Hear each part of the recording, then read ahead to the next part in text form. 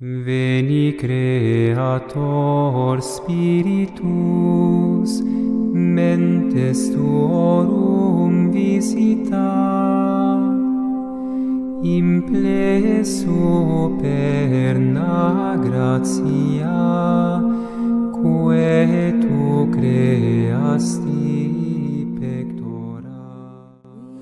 Ave María. En este noveno y último día de la novena al Espíritu Santo, vamos a meditar sobre el don de sabiduría. En primer lugar, hay que decir que el don de sabiduría está encargado de llevar a su última perfección la virtud de la caridad. Siendo la caridad la más excelente de todas las virtudes, ya se comprende que el don de sabiduría será a su vez el más excelente de todos los dones. Puesto que este don de sabiduría lleva a la perfección la virtud de la caridad, es conveniente antes explicar en qué consiste la virtud de la caridad. Y para explicar la virtud de la caridad, vamos a seguir la enseñanza de Santo Tomás de Aquino. El santo dice que la caridad es una amistad entre Dios y el hombre. Como toda amistad, importa necesariamente una mutua benevolencia, fundada en la comunicación de bienes. Palabras claves en esta definición sobre la caridad es, en primer lugar, una amistad entre Dios y el hombre, luego conlleva una benevolencia mutua y luego, por lo tanto, una comunicación de bienes. Así lo explica Santo Tomás de Aquino en la Summa Teológica. Por eso, la caridad supone necesariamente la gracia, que nos hace hijos de Dios y herederos de la gloria. No puede haber virtud de la caridad si alguien está en pecado mortal.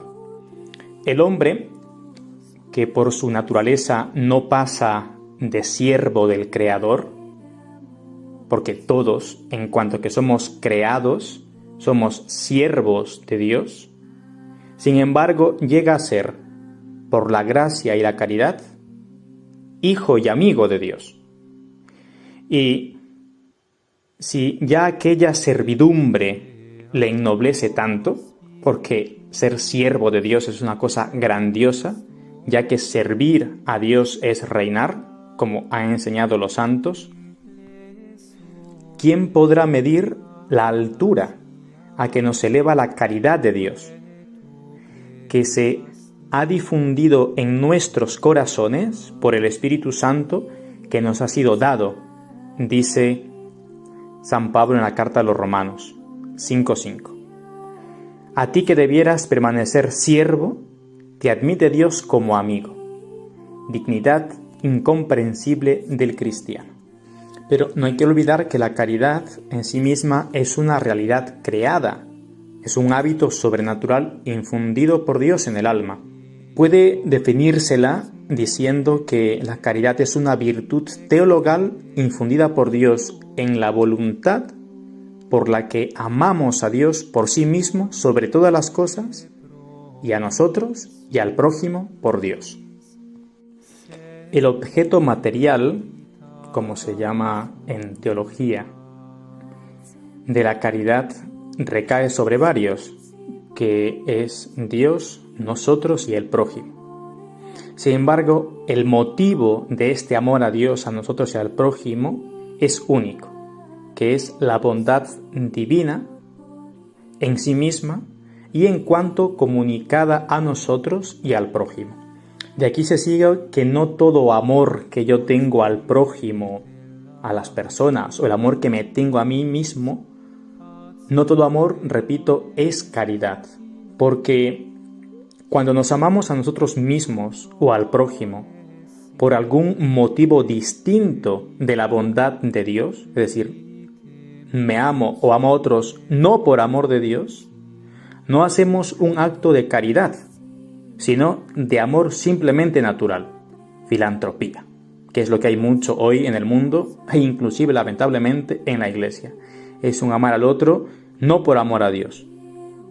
¿O acaso hacemos un acto de puro egoísmo, ya que podemos amar a los demás o a nosotros mismos por las ventajas que nos puede traer? ¿Cuántos actos que parecen de caridad heroica están muy lejos de serlo? El heroísmo puramente humano no vale absolutamente nada en el orden sobrenatural. Es como moneda falsa que no circula en los bancos del cielo. Porque hay mucha gente que está en pecado mortal, hay mucha gente que es atea y no cree en Dios, o inclusive que no son cristianos o otras religiones, que pueden seguramente ser muy solidarios y ayudar a muchísima gente. Dicen, oh, mira qué buenos, oh, mira qué caritativo, oh, mira no sé qué.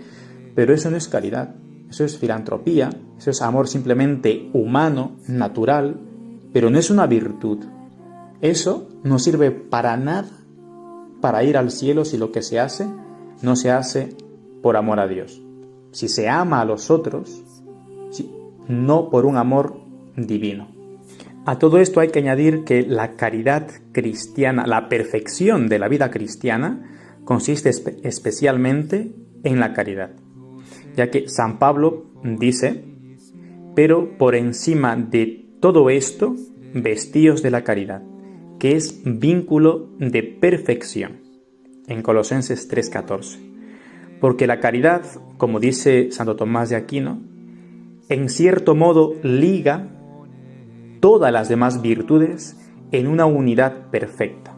La caridad es precisamente la virtud que nos une directamente con Dios en cuanto último fin sobrenatural.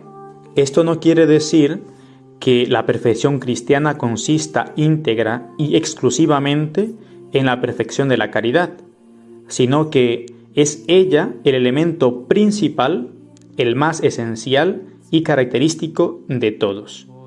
Por ello, el que ha conseguido la perfección del amor de Dios y del prójimo puede ser llamado perfecto en el sentido más genuino, estricto de la palabra, mientras que solo lo sería relativamente perfecto el que solamente ha conseguido la perfección en alguna otra virtud, mas no en la caridad.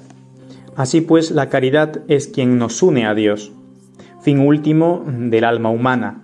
El alma está llamada a unirse ya en la tierra con Dios por medio de la gracia. Pues, como dice San Juan, el que vive en caridad permanece en Dios y Dios en él.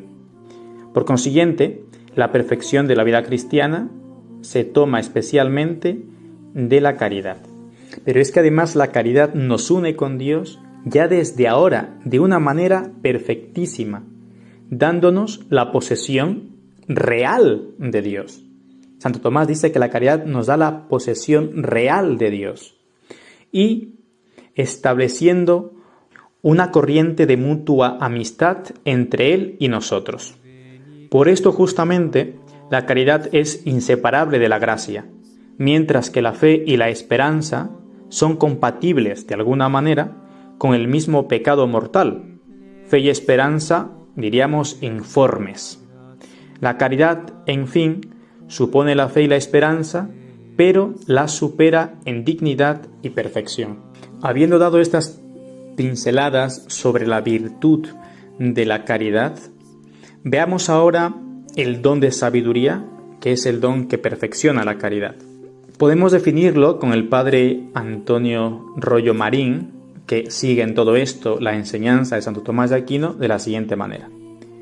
El don de la sabiduría es un hábito sobrenatural inseparable de la caridad, por el cual juzgamos rectamente de Dios y de las cosas divinas por sus últimas y altísimas causas, bajo el instinto especial del Espíritu Santo, que nos las hace saborear por cierta connaturalidad y simpatía. Dice el padre Rollo Marín que este don de sabiduría es inseparable de la caridad, y es precisamente el don de sabiduría que perfecciona la virtud de la caridad, dándole a la caridad una modalidad divina. Y porque justamente la caridad, aunque sea esa virtud, carece de esa modalidad divina porque está sometida al régimen de la razón humana aún iluminada por la fe. Sin embargo, el don de sabiduría le da a la caridad esta modalidad divina, que la eleva o como que la saca simplemente de ese régimen de la razón humana. Por este don juzgamos rectamente de Dios y de las cosas divinas. Y justamente en este juicio recto que hacemos de Dios y las cosas divinas, se distingue este don del don de entendimiento. Lo propio del don de entendimiento es una penetración, mejor dicho, es una penetrante y profunda intuición de las verdades de la fe en plan de simple aprehensión, sin emitir juicios sobre ellas, como por ejemplo puedo entender intuitivamente algún pasaje de la Sagrada Escritura que en un momento Dios me ilumina, lo entiendo, lo intuyo, pero no hago un juicio. Sin embargo, el juicio lo emiten los otros dones intelectivos en la siguiente forma. Acerca de las cosas divinas, hace un juicio el don de sabiduría. Y acerca de las cosas creadas, hace un juicio el don de ciencia. Entiéndase como cosas creadas todo aquello que no es Dios. Sin embargo, el don de sabiduría hace un juicio solamente de las cosas que respetan a Dios. Y en cuanto a la aplicación de estas cosas creadas, una aplicación concreta a nuestras acciones, hace un juicio el don de consejo. En cuanto que supone un juicio, el don de sabiduría reside en el entendimiento, como en su sujeto propio. Pero ya que se relaciona con la caridad, el don de sabiduría tiene su raíz en la caridad, que reside justamente en la voluntad. Y hay que decir a esto que no se trata de una sabiduría puramente especulativa, sino también práctica, ya que al don de sabiduría pertenece en primer lugar la contemplación de lo divino, que es como la visión de los principios, y en segundo lugar, dirigir los actos humanos según razones divinas. En virtud de esta suprema dirección de la sabiduría por razones divinas, la amargura de los actos humanos se llega a convertir en dulzura y el trabajo en descanso, como también lo explica Santo Tomás de Aquino. Y el juicio que hacemos por medio de este don es, en primer lugar, acerca de Dios. Esta diferencia es propia del don de sabiduría. Los demás dones perciben, juzgan o actúan sobre cosas distintas de Dios. El don de sabiduría, en cambio, recae primaria y principalísimamente sobre el mismo Dios, del que nos da un conocimiento sabroso y experimental que llena el alma de indecible suavidad y dulzura. Precisamente, en virtud de esta inefable experiencia de Dios, el alma juzga todas las demás cosas que a Él pertenecen con las más altas y supremas razones, o sea, por razones divinas. A pesar de que el primer juicio que hacemos por este don de la sabiduría es acerca de Dios, de las cosas divinas, sin embargo, esto no impide que también hagamos un juicio sobre cosas creadas, pero descubriendo en ellas sus últimas causas y razones, que las entroncan y relacionan con Dios en el conjunto maravilloso de la creación. Podemos decir que es como una visión desde la eternidad, que abarca todo lo creado con una mirada escrutadora, relacionándolo con Dios en su más alta y profunda significación por sus razones divinas. Aun las cosas creadas son contempladas por el don de sabiduría divinamente. Hay que advertir que el don de sabiduría se distingue de la fe porque la fe se limita a creer. En cambio, el don de sabiduría experimenta y saborea lo que la fe cree. Creo que vale la pena aclarar que no confundamos por el hecho que decimos que por este don de la sabiduría hacemos un juicio acerca de Dios y las cosas divinas, esto no quiere decir que deducimos propiamente conclusiones teológicas, no sacamos conclusiones por este don, sino que esas cosas divinas o las cosas de Dios las percibimos intuitivamente por una especial iluminación sobrenatural. Creo que también es necesario e importante explicar muy rápidamente a qué nos referimos cuando decimos que juzgamos rectamente de Dios y de las cosas divinas por sus últimas y altísimas causas bajo el instinto especial del Espíritu Santo. Esto de últimas y altísimas causas. Para esto, primero hay que definir, aclarar a qué llamamos sabio. Sabio en general es aquel que conoce las cosas por sus últimas y más altas causas. La filosofía define la sabiduría de esta manera: el conocimiento cierto y evidente de las cosas por sus últimas causas.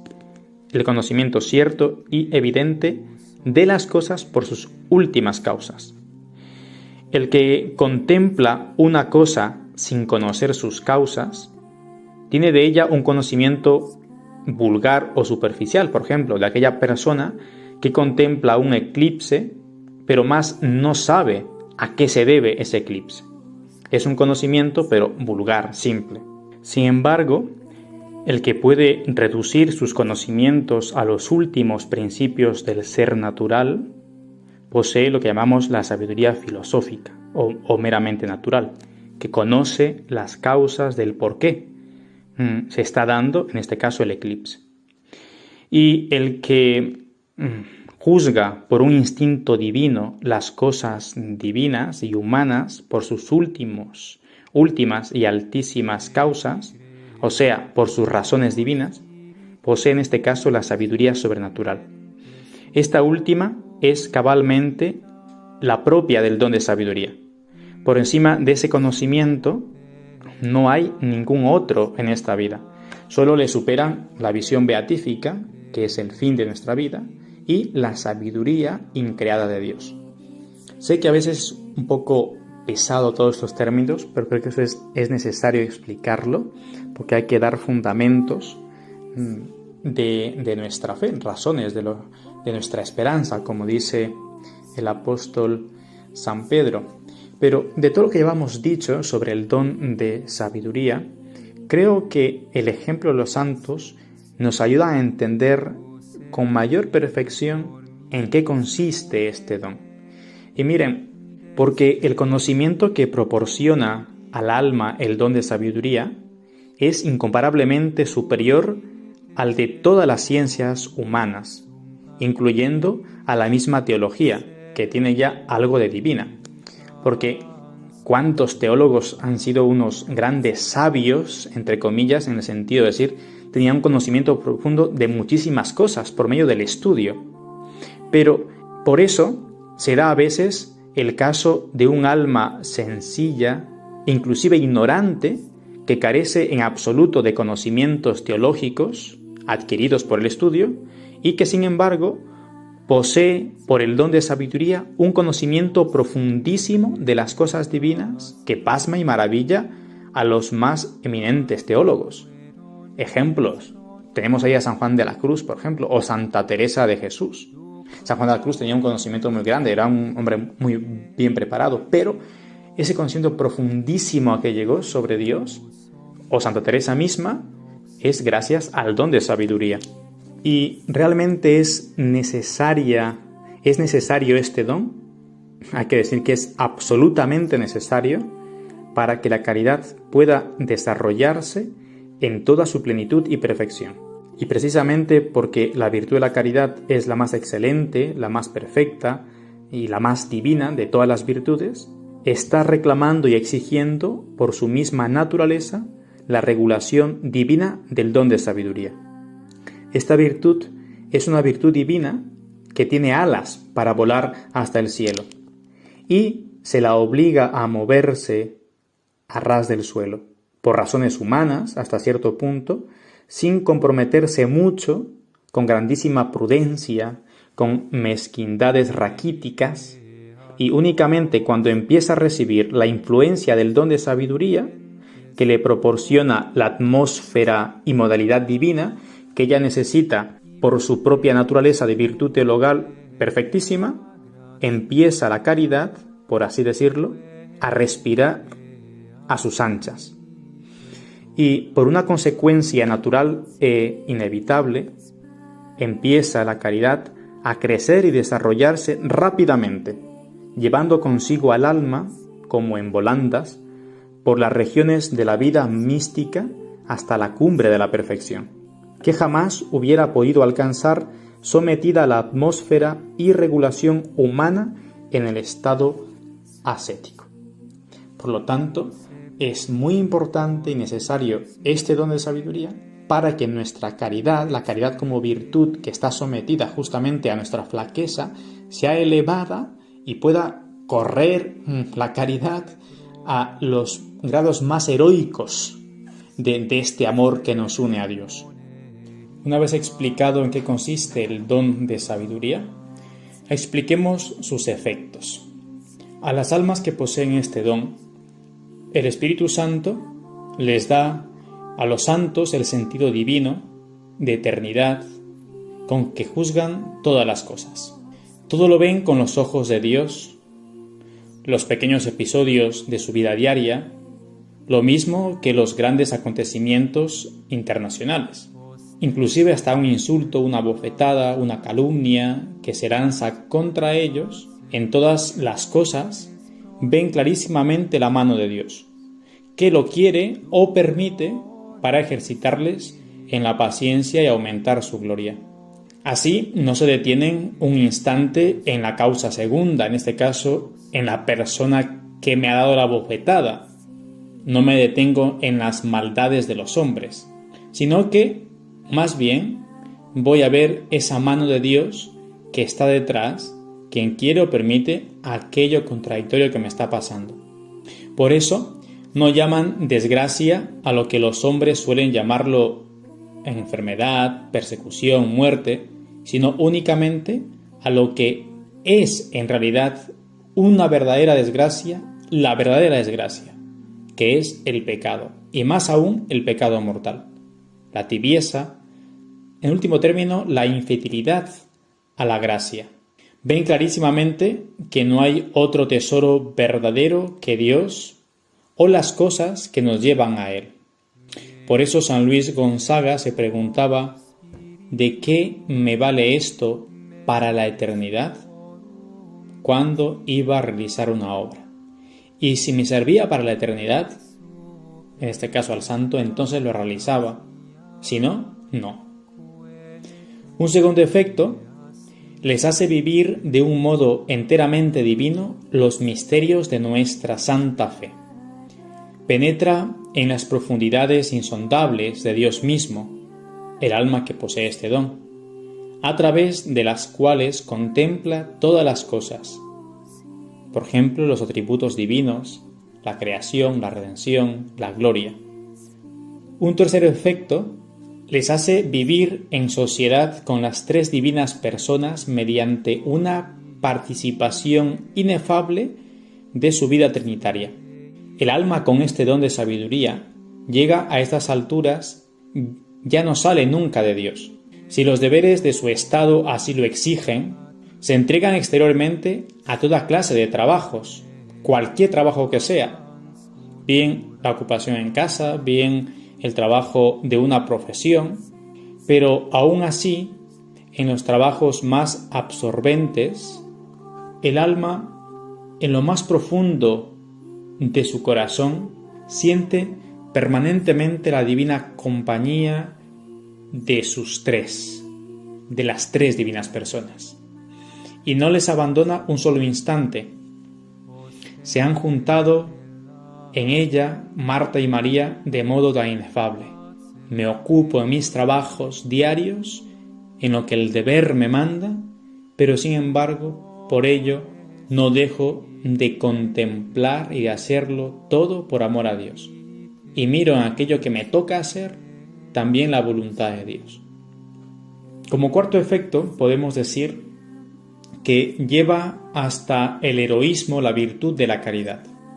Liberada de sus ataduras humanas, el fuego de la caridad adquiere muy pronto proporciones gigantescas, llevando consigo al alma por las regiones de la vida mística. Lo místico debería ser lo normal en todo cristiano. Hay una muerte total al propio yo.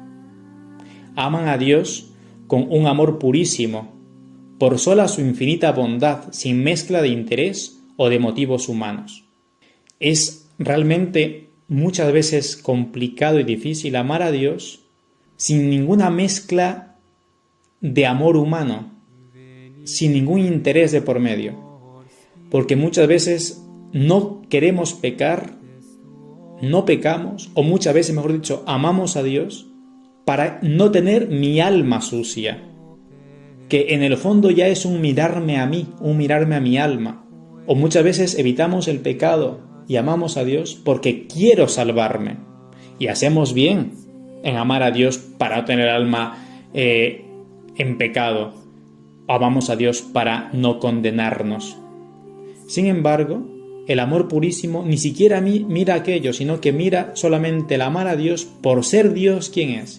Por eso los santos decían que aunque Dios les diese el infierno, si allí pudiesen seguir amándole, les daría como igual irse al infierno. Porque lo importante para ellos era el amar a Dios sobre todas las cosas. Entonces estas almas que poseen este don desean el cielo más que nunca, pero es porque en él podrán amar a Dios con mayor intensidad y sin interrupción. El centro es el amor. Si pudieran amar y glorificar más a Dios en el infierno, preferirían sin vacilar los tormentos eternos con tal de seguir amando ahí a Dios. Entonces es cuando empiezan a cumplir el primer mandamiento de la ley de Dios con toda la plenitud que se puede. Gozan privándose de las cosas más necesarias para ofrecérselas al prójimo, cuyos intereses anteponen y prefieren a los propios.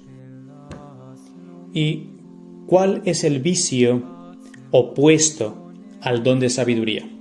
Podemos mencionar la necedad espiritual, que consiste en cierto embotamiento del juicio y del sentido espiritual que nos impide discernir o juzgar las cosas de Dios según el mismo Dios.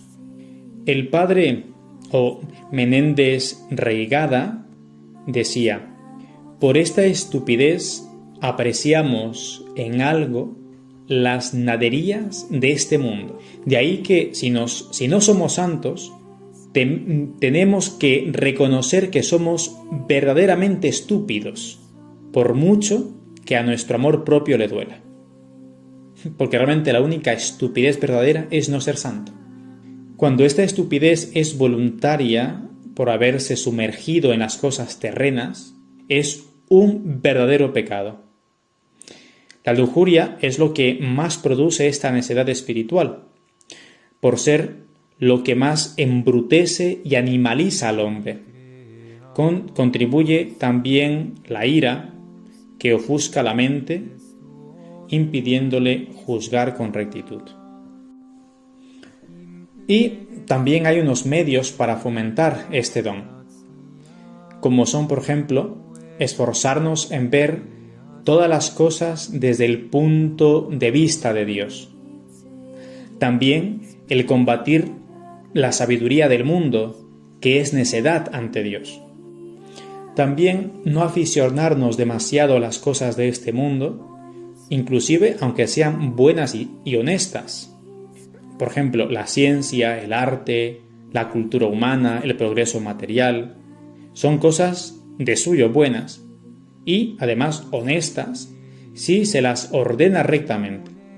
Pero si nos entregamos a estas cosas con demasiado afán, no dejarán de perjudicarnos seriamente. Se pierde el gusto de la vida interior, se abandona o acorta la oración, se deja uno absorber por el trabajo intelectual. Y como último medio podemos mencionar no apegarnos a los consuelos espirituales, sino pasar a Dios a través de ellos. Hay que estar prontos para servir a Dios, en la oscuridad o sequedad, lo mismo que en la luz. Es que no olvidemos que los consuelos espirituales también son criaturas. Amemos al Dios de los consuelos y no amemos los consuelos de Dios. Si Dios nos quiere dar los consuelos, bienvenido sea. Si Dios no los quiere, bienvenido sea. Lo importante es amar a Dios por Dios. Concepti